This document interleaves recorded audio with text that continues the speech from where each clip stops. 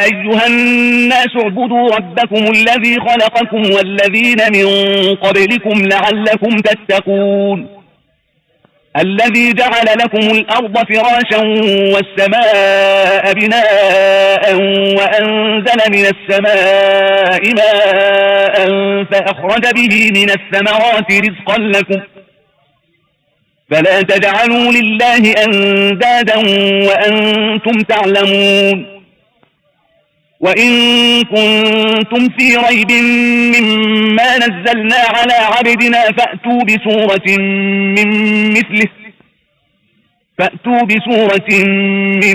مثله ودعوا شهداءكم من دون الله إن كنتم صادقين فإن لم تفعلوا ولن تفعلوا فاتقوا النار التي وقودها الناس والحجارة أعدت للكافرين وبشر الذين آمنوا وعملوا الصالحات أن لهم جنات تجري من تحتها الأنهار كلما رزقوا منها من ثمرة رزقا قالوا هذا الذي رزقنا من قبل وأتوا به متشابها ولهم فيها أزواج مطهرة وهم فيها خالدون.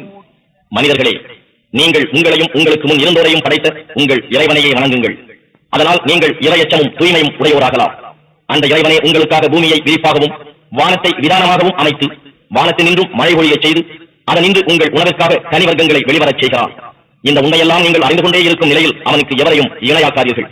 இன்னும் நம் அடியாருக்கு முஹம்மது ஸல்லல்லாஹு அலைஹி வஸல்லம் அவர்களுக்கு நாம் அருளியுள்ள வேதத்தில் நீங்கள் சந்தேகம் உடையவராக இருப்பீர்களானால், அந்த சந்தேகத்தில் உண்மை உடையவராகவும் இருப்பீர்களானால், அல்லாஹ்வை தவிர உங்கள் உதவியாளர்களை எல்லாம் ஒன்றாக அழைத்து வைத்துக் கொண்டு இது போன்ற ஓர் அத்தியாயமேனும் கொண்டு வாருங்கள். அப்படி நீங்கள் செய்யாவிட்டால் அப்படி செய்ய உங்களால் திண்ணமாக முடியாது. நரக நெருப்பை அஞ்சிக் கொள்ளுங்கள். மனிதர்களையும் கற்களையும் எரிபொருளாக கொண்டது அந்த நெருப்பு. இறைவனையும் அவன் வேதத்தையும் ஏற்க மறுக்கும் நிராகரிப்பவர்களுக்காகவே அது சித்தப்படுத்தப்பட்டுள்ளது. ஆனால் நம்பிக்கை கொண்டு நற்கர்மங்கள் செய்வோருக்கு நன்மாராயங்கள் கூறுவீராக. சதா ஓடிக்கொண்டிருக்கும் ஆறுகளை கொண்ட சுவனச் சோலைகள் அவர்களுக்காக உண்டு. அவர்களுக்கு உன்ன அங்கிருந்து ஏதாவது கனி கொடுக்கப்படும் போதெல்லாம் இதுவே முன்னரும் நமக்கு உலகில் கொடுக்கப்பட்டிருக்கிறது என்று கூறுவார்கள். ஆனால் தோற்றத்தில் இது போன்றதுதான் அவர்களுக்கு உலகத்தில் கொடுக்கப்பட்டிருந்தன. இன்னும் அவர்களுக்கு அங்கு தூய துணைவியரும் உண்டு. மேலும் அவர்கள் அங்கே நிரந்தரமாக வாழ்வார்கள்.